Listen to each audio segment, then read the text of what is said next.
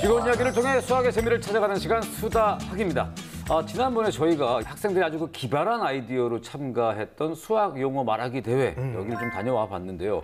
이렇게 그 체험전이라던가 직접 이렇게 그 구조물 만들기라던가 뭐 대회라던가 이런 것들이 좀 활성화되고 늘 좀 그렇게 공부를 했어야 되는 건데 아쉽게도 대부분의 경험을 온라인을 통해서 이 간접 체험을 할 수밖에 없었던 한 2년 가까운 시간이었습니다. 좀 이렇게 좀 다시 활성화되고 있다는 거 참 반가운 소식이죠? 그렇죠. 뭐 그야말로 이제 뭐 움직이면서 하는 수학, 뭐 매스키친, 제가 요즘 하고 있는 그렇죠. 매스키친처럼 본인 것만 이렇게 홍보를 이렇게 직접 체험하면서 알아가는 수학, 이게 이제 가능해지고 있다, 뭐 이런 뜻이잖아요. 그렇죠. 네. 수학에 있어서 흥미 유발만큼 중요한 것이 없다라는 걸 저희가 늘 강조하고 있는데 우리끼리 얘기를 하면 흥미가 떨어집니다. 그렇죠. 이분들이 계셔야 됩니다. 맞습니다. 오늘도 김세식 선생님, 손은지 선생님 나오셨습니다. 안녕하세요.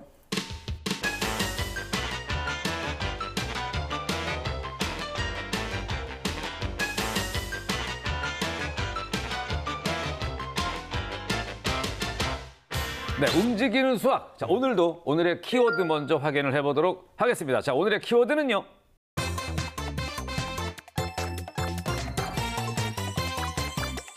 그렇습니다. 바로 조선시대입니다. 이리 오너라. 어디다 대고 한 말이냐?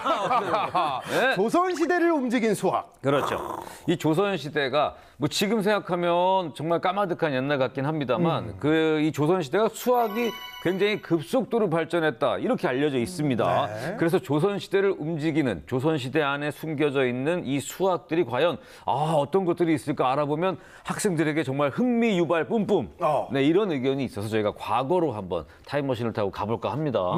이 수학하면 생각나는 조선시대의 왕이 있어요. 세종대왕. 세종대왕이죠. 그렇죠. 저희가 또 딱히 이렇게 아는 왕이 많지도 그렇죠. 않고 세종대왕 확실히 알고 딱 아는 거 있습니다. 말씀해 주시네요. 반갑게. 맞아요. 조선 최고의 왕이라고 불리는 이 세종대왕이 수학을 장려했다는 거는 이미 널리 알려진 아주 유명한 이야기거든요. 근데 왜 세종이 이 수학을 중요하게 여겼을까요? 간단히 말하자면 과학 발명품 때문이에요. 이 발명품들이 정확히 계산되고 맞아떨어지는지 알아가기 위해서는 반드시 이 수학이 필요했거든요. 그렇죠. 뭐 물시계, 해시계 이런 거 다 만들지 않았습니까? 그렇죠. 이게 과연 정확하게 지금 시간이 돌아가고 있는가? 이러려면 수학적인 요소가 필요하죠.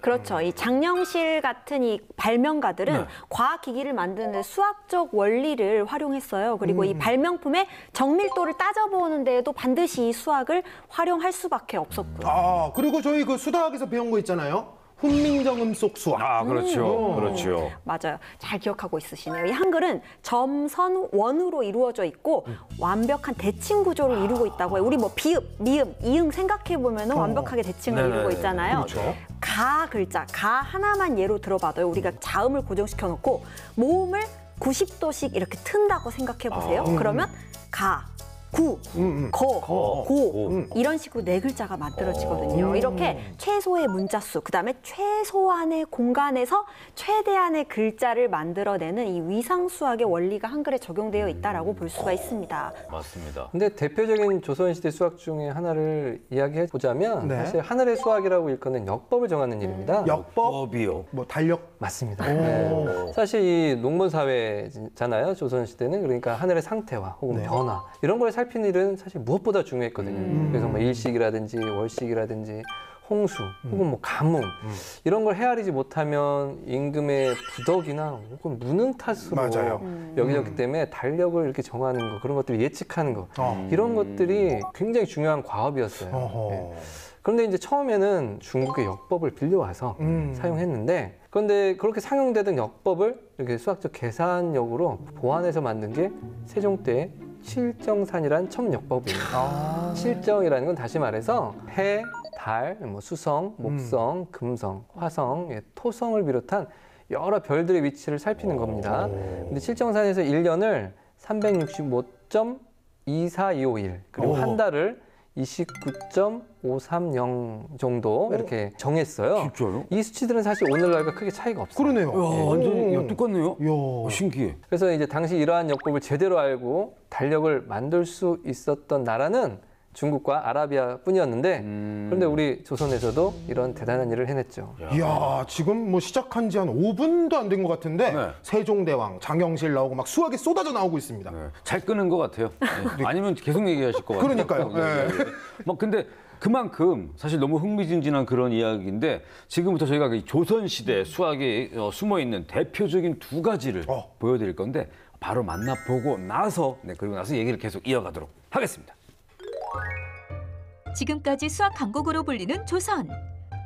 조선시대 속에 숨겨진 수학을 찾아 지금 떠나볼까요? 우리나라 수학의 전성기로 꼽히는 1400년대. 이때 국내 최초 자동 알람 시계가 존재했다는 걸 알고 계셨나요? 그 시계의 정체는 바로 자경루. 자경루는 파수호라는 항아리를 통해 일정한 양의 물을 흘려보내면 내부 장치들이 연쇄적으로 움직이면서 자동으로 종과 부, 징을 쳐 시간을 알려주는 물시계를 말하는데요. 당대 최고의 발명가 장영실에 의해 만들어졌습니다. 자경루는 두 부분으로 돼 있어요. 하나는 시간을 측정하는 장치, 또 하나는 시간을 알려주는 장치. 그래서 그 물을 받는 그릇에 부표, 그러니까 물에 뜰 수 있는 물체를 놓고 거기에 잣대를 세웠어요. 그래서 그것이 올라오면은 시간을 그 눈금에 따라서 알려주는 장치예요.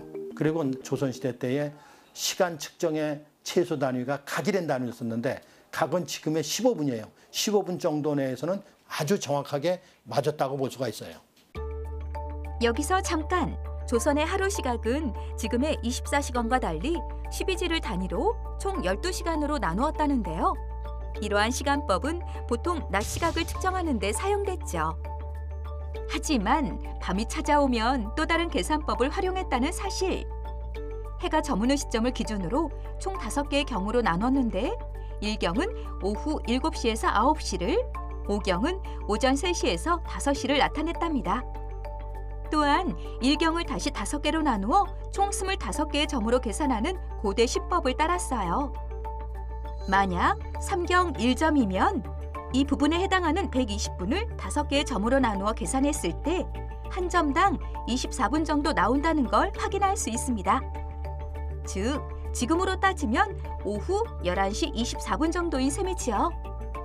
우리 생활 속에서 편하게 쓰기 위한 하나의 방법으로서 밤 시간과 낮 시간을 분리해서 쓰게 됐어요. 그러다 보니까 물시계가 더 필요했던 거예요. 밤의 시간을 5등분해서 시간을 알려줄 때는 이 자경루가 아주 중요한 역할을 했어요. 그렇게 해서 모든 사람들이 때맞춰 시간을 사용하고 활용할 수 있도록 아주 유용하게 사용하고 있던 시계의 역할을 하고 있는 거예요. 이번에 찾은 곳은 성곽 둘레만 5km 이상에 이르는 거대한 성. 현재 세계문화유산으로 등재된 수원화성입니다.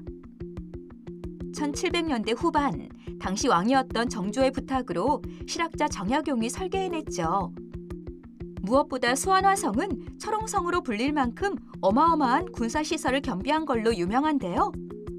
특히 외부로부터의 침입을 막고 공격하기 위해 성곽에 낮은 담을 만들었는데 이를 여장이라고 합니다. 여장에는 성 외부를 향해 총등을 쏠 수 있게 한 여장당 3개의 구멍을 뚫어놓기도 했죠. 하지만 성벽 위에 군사들이 몸을 숨겨 공격이 가능하면서도 바깥에서는 안이 보이지 않는 완벽한 구조가 필요했는데요. 그래서 고안해낸 방법이 있었으니 여장과 여장 사이에 직사각형 모양의 타구를 만드는 거였죠. 이 역시 수학적 계산을 거쳐 탄생했다는데요. 바로 도형의 성질을 활용했다는 사실. 여장을 위에서 내려다보면 이렇게 육각형 형태로 되어 있는 걸 발견할 수 있는데요. 이는 여장의 모서리가 비스듬하게 깎여 있어 군사들이 밖을 볼 때 훨씬 넓은 시야를 확보하기 위함이랍니다. 만약 여장을 직사각형으로 만들었다면 육각형 여장에 비해 부채꼴의 중심각이 좁아져 성곽 상황을 제대로 알기 어려웠겠죠. 결국 도형의 성질을 제대로 알고 설계했기에 방어와 공격, 2마리 토끼를 잡을 수 있었답니다. 이렇듯 수원화성이 얼마나 섬세하고 치밀한 계산을 거쳐 건축되었는지를 잘 알 수 있겠죠? 500여 년의 깊은 역사를 가진 조선. 당시 위대한 유산 속에도 수학이 있었다는 사실 꼭 기억해 주세요. 야, 자경루, 뭐 수원, 화성, 뭐 저희가 다 익히 알고 있는 거 아니겠습니까? 그렇죠, 그렇죠. 예, 예. 그냥 뭐 야 멋있다, 신기하다, 대단하다 이렇게만 생각했는데 좀 파고 들어가서 내용을 보니까 왜 칭송을 받는, 저게 왜 대단한 건지를 예, 알 수 있었습니다. 그러게요. 그 정 가운데 수학이 위치하고 있네요. 예. 사실 저희가 지금 이제 자경루와 수원, 화성 정도만 본 거지만 사실 굉장히 많은 예, 조선시대 유산 속에 수학이 숨어 있을 것 같다는 생각이 들거든요. 그럼요. 뭐 대표적인 것으로 거리를 측정하던 술에 기리고차가 있다고 생각해요. 네, 기리고차. 이 기리고차는 일정한 거리를 가면 이게 북이나 이 징을 쳐서 거리를 알려주는 반자동 수레입니다. 예를 들어 수레가 0.5리를 가면 네. 종이 한 번 울리고 1리를 가면 종이 여러 번 울려요. 또 5리를 가면 북이 한 번 울리고 또 10리를 가면 또 북이 여러 번 울리고. 오, 신기하다. 야, 진짜. 왜 어떻게? 왜, 뭐 때문에 어떤 이유로 종이 울릴까요? 왜 울려요? 왜? 예, 수레바퀴랑 이렇게 연결된 톱니바퀴가 돌면서 그 거리에 맞게 종과 북을 쳐요. 그래서 수레가 움직인 거리를 알리면 그 위에 이제 사람이 있었거든요. 그 사람이 종과 북이 울린 횟수를 기록해서 거리를 계산하는 거예요. 뭐 예를 들어 보면 이런 거죠. 바퀴를 100번 회전해서 1, 2를 가도록 이제 이 어떤 기리고차를 제작하고자 했다면 네네네. 옛날에 1, 2는요 374m 정도라고 했다니까 1, 2가. 예, 그러니까 그걸 한번 계산을 해볼게요. 100바퀴니까 374라면 한 바퀴에는 3.74 정도 이동한 거예요. 그러면 원 둘레를 그 3.74m라고 할 수 있겠죠. 원 둘레를 원주죠. 예. 그럼 이 원주를 원주율인 파이로, 즉 3.14로 나눠주면 돼요. 그러면 약 1.19m, 약 한 120cm 정도 바퀴로 100바퀴를 굴러가면 예, 1, 2를 갈 수 있다. 아니 이쯤 되면은 저것도 궁금한 게 또 있습니다. 네. 그 조선 시대에 저렇게까지 수학을 이용한 엄청난 어떤 발명품들이 많았다 보니까 그냥 수학자, 우리가 알고 있는 수학자라는 어떤 직업을 가진 그런 인물도 있지 않았을까? 아, 조선시대 수학자? 예, 예. 있었죠, 당연히 있었어요. 그러니까 조선시대 수학자 홍정아라는 분이 있었습니다. 홍씨네요. 가문이네, 가문이네. 완전 직계 조상일 수도 있어. 그러니까요. 네.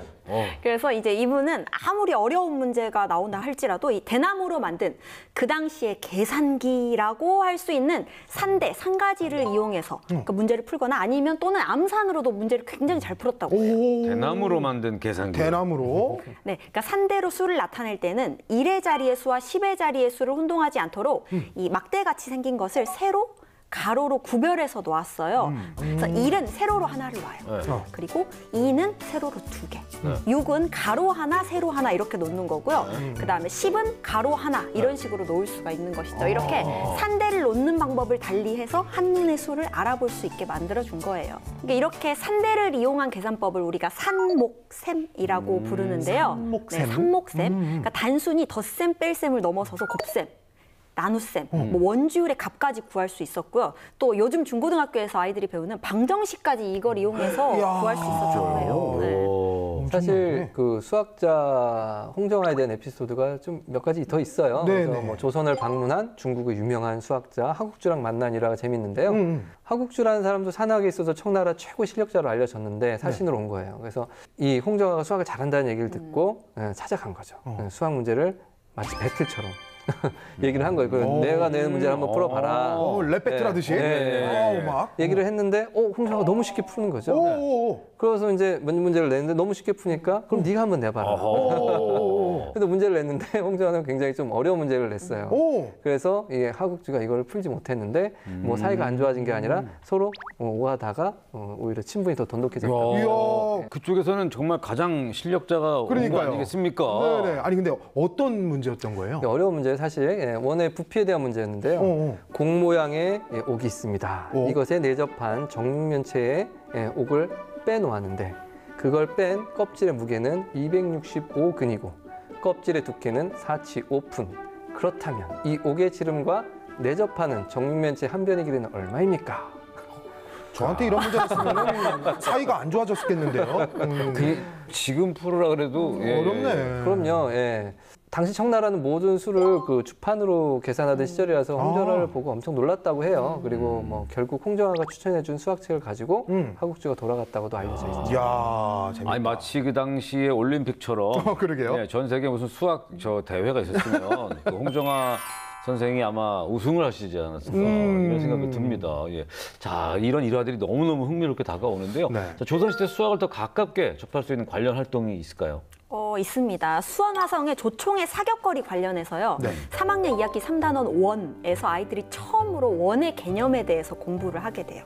그래서 컴퍼스를 이용해서 직접 원을 그려보기도 하고요. 네. 또 이 그 교과서 안에 있는 생각수학 코너에서는 원의 성질을 이용해서 원을 그려보고 그걸로 유물의 위치를 찾아보는 또 재미있는 활동을 하거든요. 그러니까 이때 아이들이 각 점이 그 원의 중심이 되도록 원을 여러 개를 그려보고 네네. 그때 이제 교점이 생겨요. 그 교점의 위치가 유물이 숨겨져 있는 이 보물의 위치가 되는 거죠. 아니 뭔가 이렇게 좀 연계해서 하다 보면 지루함도 덜하고 좀 이제 좀 흥미를 더 유발할 수 있잖아요. 네네네.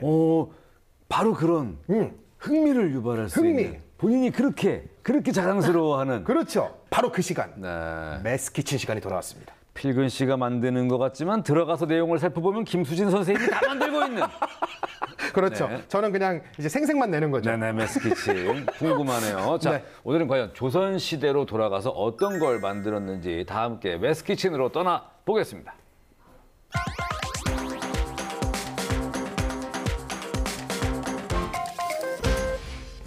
짠! 안녕하세요. 송필근입니다. 짠! 안녕하세요. 김수진입니다. 네, 야, 저희가 약간 좀 깜찍하게 등장해보고 싶어서 네, 이렇게 급하게 한번 짜봤는데 다음부터는 그냥 나오시죠? 저 민망하네요. 자, 민망할 땐 또 이거만한 게 없죠. 한번 외치고 시작해볼까요? 네. 여기는 맛있는 수학 매스 키친! 야! 자, 선생님, 오늘요. 키워드가 조선시대입니다. 네. 뭘 만들어 주실지 굉장히 기대가 되는데요. 에헴. 잠깐만, 갑자기 상황극 같은 거 하지 마세요. 왜 갑자기? 에헴. 아니, 왜? 예근아. 예. 나는 거중기를 만들어 볼 테니 너는 옆에서 떡을 썰거라. 떡을 썰으라고요? 네. 뭐 아무튼 알겠습니다. 어떤 걸 하고 싶으신지는 알겠어요. 그러니까 오늘 만들어 볼 게 거중기다. 뭐 이런 말씀이시죠? 네, 맞습니다. 네. 그렇다면 재료 소개부터 들어갑니다.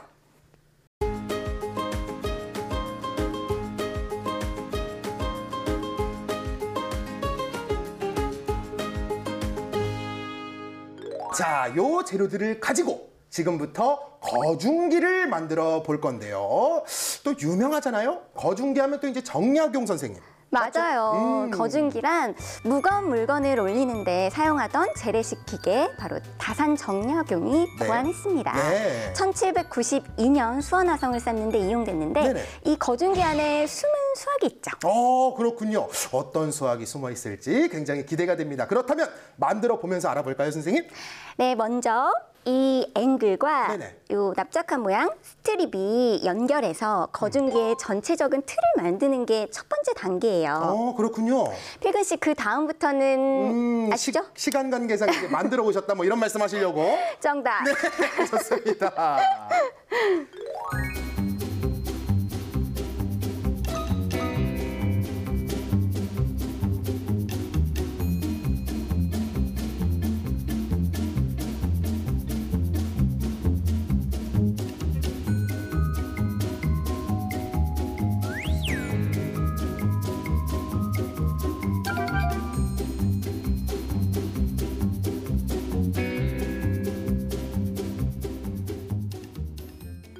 네, 이렇게 만드는 과정을 보니까 생각보다 그렇게 어렵진 않네요, 선생님. 네, 맞아요. 이렇게 만든 완성품을 제가 한번 꺼내 보겠습니다. 네, 자, 기대되시죠? 두구. 짜잔! 이야, 어때요? 이거 거중기 모양이 나왔네, 진짜로. 여기 이렇게 돌리는 것도 있고. 이 거중기에는 아주 중요한 원리가 숨어 있어요. 네. 바로 도르래의 원리입니다. 아, 도르래의 원리. 네, 오. 작은 힘으로 무거운 물건을 들어올리는 도르래의 원리. 필그 씨, 도르래는 어떤 종류가 있다고 했죠? 도르래. 제가 갑자기 질문 받는 거 별로 안 좋아하는데 다행히 요건 알고 있습니다. 네, 고정 도르래, 움직 도르래죠. 네, 맞아요. 그리고 둘의 형태를 혼합한 복합 도르래로 분류가 됩니다. 아, 복합 도르래도 네. 있군요. 네. 먼저 이 고정 도르래는 축에 고정되어 있어서 힘의 이득은 없지만 물체를 들어올리는 방향을 바꿔주니까 아. 더 수월하게 될 수 있어요. 그래요. 반면 움직 도르래는 물체가 두 개의 줄에 매달려 있어서 네네. 각 줄이 감당하는 무게가 절반이 되는 거예요. 아, 그렇겠네요. 네네. 따라서 2분의 1의 힘으로도 물체를 들어 올릴 수 있는 거죠. 하지만 한 개의 줄이 천장에 고정되어 있어서 네네.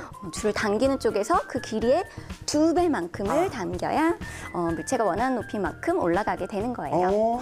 근데 이렇게 듣다 보니까 이런 생각이 좀 들어요. 이게 고정 도르래, 움직 도르래, 뭐 아주 편리하긴 한데 둘 다 이제 조금 살짝씩 뭔가 아쉬운 부분이 그쵸? 있네요. 네. 그래서 복합 도르래라는 게 있는 거잖아요. 복합 도르래는 네. 고정 도르래와 움직 도르래를 결합시켜 놓은 구조로 힘의 방향을 수월하게 바꿔주기도 하고 네. 또 힘의 크기도 줄여줄 수 있어서 오. 무거운 물건을 들어 올릴 때 아주 유용하게 사용되는 거거든요. 아, 그러니까 두 개의 장점을 합쳐놓은 거네요. 그렇죠. 오. 네, 그러면 거중기에는 이 복합 도르래가 어떻게 사용되었느냐? 네. 바로 고정 도르래와 움직 도르래가 수평으로 연결되어 있는 구조로 되어 있습니다. 아. 네, 위와 아래에 4개씩의 도르래를 연결하고 네. 아래 도르래 밑에 물체를 매달아 위 도르래의 양쪽으로 잡아당길 수 있는 끈을 연결. 또 이 끈을 몰래 감아 돌려서 도르래에 연결된 끈을 통해 물체가 위로 들어 올려지도록 한 거예요. 아, 복합 도르래까지 완벽하게 이해했습니다, 선생님. 역시 설명을 또 기가 막히게 해주시니까. 자, 그렇다면요. 우리가 항상 긴장하는 바로 그 시간. 직접 작동을 해볼 시간입니다. 저 좀 도와주실래요? 네네네. 같이 힘을 합쳐서 아, 우리 한쪽씩? 무거운 물체를 한번 오, 들어봅시다. 이거를 들어 올리는 거예요? 이렇게 같이 움직여주세요. 자, 과연. 과연. 자, 과연 돌아갑니다. 올라가나요? 갑니다. 오, 올라간다. 올라간다. 아, 무거워. 오, 볼수 무거운 있죠? 물건을 이렇게 가볍게. 네. 와, 올라가요, 여러분. 야. 이야, 이렇게 무게를 올렸습니다. 이 무거운 거를. 이거 굉장히 무거운 거잖아요. 저 엄청 무거운데 가볍게 들었어요? 그러니까요. 야. 네, 이렇게 만들어보고 움직여보면서 분수 개념도 쉽게 익힐 수 있어요. 네, 움직이니까 표정이 되게 밝아지셨어요. 네, 아우 안심이네요. 네, 움직 도르래가 한 개 연결돼 있을 때 물체를 들어 올리려면 물체 무게의 절반만큼의 힘이 든다고 했잖아요. 네. 그러면 움직 도르래 2개가 연결되어 있을 때는 얼마만큼의 힘이 필요할까요? 4개의 줄에 매달려 있는 거죠? 그쵸. 물체가 4개의 줄에 매달려 있으므로 4명이 힘을 합쳐 잡고 있다고 생각하면 돼요. 따라서 4분의 1이 힘이 필요합니다. 아우, 그럼 4개가 연결되어 있으면 8개의 줄에 매달려 있으니까 8분의 1의 힘이 필요한 거고. 오, 맞아요. 네. 이것 보세요. 우리 필구 씨, 분수 공부 확실히 잘 됐죠? 네, 분수 공부 확실히 됐습니다. 네, 그리고 이게 다가 아닙니다. 거중기에는 도르래 외에 힘의 이득을 볼 수 있게 해주는 게 하나 더 있어요. 그래요? 어떤 거예요? 바로 요 축바퀴인데요. 아, 요 축바퀴. 요 양옆에 붙어 있는 축바퀴 속에 숨어 있는 수학은 바로 네. 지뢰의 원리입니다. 지뢰의 원리. 지뢰의 원리란 받침점으로부터 가까이 있는 무거운 물체를 받침점에서 먼 곳에서 작은 힘으로 툭 눌러서 쉽게 들 수 있는 원리인데요. 필구 씨 시소 탈 때 시소 탈 때. 네. 그죠, 알죠? 예, 어떤 말인지 알아요. 그러니까 시소 탈 때 저는 중심이랑 좀 가깝게 앉고 선생님이 좀 멀리 앉으셔야 균형이 맞는다 이런 그래야 말씀하시려고. 맞죠. 저는 멀리 앉아요. 네, 멀리 너무 강조하지 마세요. 네, 맞아요. 물체의 무게와 작용점까지의 거리의 곱은 힘과 힘점까지의 거리의 곱과 항상 같다는 원리가 거기 숨어 있습니다. 네, 예를 들어서 받침점으로부터 5m 떨어진 지점에 있는 20kg의 돌을 들어 올리려면 네. 받침점에서 25m 떨어진 거리에서는 몇 킬로그램의 힘을 주면 될까요? 주어야 할 힘의 크기를 X라고 하고요. 네. 물체의 무게와 작용점까지의 거리의 곱은 네. 힘과 힘점까지의 거리의 곱과 같으므로 네. 20 곱하기 5는 x 곱하기 25라는 식을 세울 수 있죠. 네, 따라서 100은 x 곱하기 25이므로 x는 4, 4kg의 힘을 주면 되는 겁니다. 야, 이 거중기에 지뢰의 원리까지 숨어 있었군요. 야, 진짜 대단한 발명품이네요, 거중기가. 진짜 대단하죠. 그러니까요. 어떻게 그 시대에 이렇게 훌륭한 걸 만들어내셨는지. 네. 아, 정말 대단한 발명품이다 이런 생각이 듭니다. 자, 저희 매스키치는요, 다음 주에 또 한 번 돌아와야 될 것 같습니다. 자, 그럼 저희는 한 번 더 외치고 마무리해 보겠습니다. 여기는 맛있는 수학 매스키친. 다음 주에 만나요. 안녕. 야, 아니 거중기를 직접 만들고 왔어요. 예, 이 도르래라는 거 뭐 이렇게 늘 보고 있지만, 네. 아 이게 시간 지나면 아 원리가 뭐였더라 자꾸 깜빡깜빡 하는데 직접 만들고 이렇게 작동을 해보면 더 이해가 쉽고 기억도 오래 갈 것 같고요. 그렇죠. 직접 저렇게 만들면서 해보면 평생 안 잊을 것 같더라고요. 네네. 예, 이게 막 고정 도르래, 움직 도르래, 뭐 차이점도 제대로 알았고, 네네. 그리고 둘의 단점을 보완해서 이렇게 합친 게 복합 도르래. 이거까지 아주 정확하게 제가 머릿속에 넣고 왔습니다. 네네. 이 정조가 수원화성 축조를 처음 계획했을 때요. 그러니까 완공까지 10년 정도 걸릴 거라고 처음 예상했대요. 네. 그런데 약 2년 반 만에 완성을 했거든요. 이야. 공사 기간을 5분의 1 정도로 확 줄인 것이죠. 오. 이 수학 원리 덕분일까요? 그렇죠. 그러니까 좀 전에 만나본 이 복합 도르래 원리가 들어간 11대의 거중기를 비롯해서 크레인과 비슷한 역할을 하는 농로라는 게 또 있었고요. 네. 그다음에 지뢰 원리가 들어간 고성능 수레라고 할 수 있는 유형거라는 게 또 있었거든요. 이런 신식 기계들이 있었기 때문에 기간을 확 단축할 수 있었죠. 이야. 사실 조선시대 수학이라는 것은 국가의 어떤 살림을 위해 세금을 걷어들여야 됐고, 뭐 세금을 거두기 위해 토지 측량이 필요하고, 뭐 이런 모든 것에 활용을 했는데, 네. 마치 수학은 현대 어떤 서양의 학문인 것처럼 생각하는 경향이 있거든요. 네, 하지만 오늘 나온 이야기 들어보면 어떻습니까? 네, 아니죠. 네, 사실은 아니죠. 예, 이처럼 수학은 시대와 나라를 막론하고 언제나 세상을 움직이고 있다는 것을 알 수 있습니다. 네. 자, 오늘의 수학은요, 여러분, 예, 보셔서 아시겠습니다만, 조선을 움직였던, 네, 한글부터 물식의 달력, 방금 보셨던 거중기까지, 진짜 모든 것들이 나라 발전을 가져온 아주 획기적인 그런 수학이 아니었나, 이런 생각을 해봅니다. 네. 이런 것들을 보다 보니까, 야, 수학의 위대함을 다시 한번 깨닫게 되는데요. 이와 관련된 여러 가지 다양한 수학들을 역사 속에서 많이 찾아볼 수 있을 것 같습니다. 아이들하고 함께 좋은 경험 해보시길 바라면서, 저희는 이 수학뿐만이 아니고, 네, 유튜브 YTN 사이언스 이 수학 채널에 오시면 더 많은 이야기 더 가까이에서 접하실 수 있을 것 같습니다. 자, 오늘도 좋은 얘기 함께 해주신 김세식 선생님, 손은지 선생님, 그리고 필근 씨 너무너무 감사드리고요. 저희는 다음 이 시간에 더욱더 유익하고 재밌고 알찬 내용으로 돌아오도록 하겠습니다. 고맙습니다.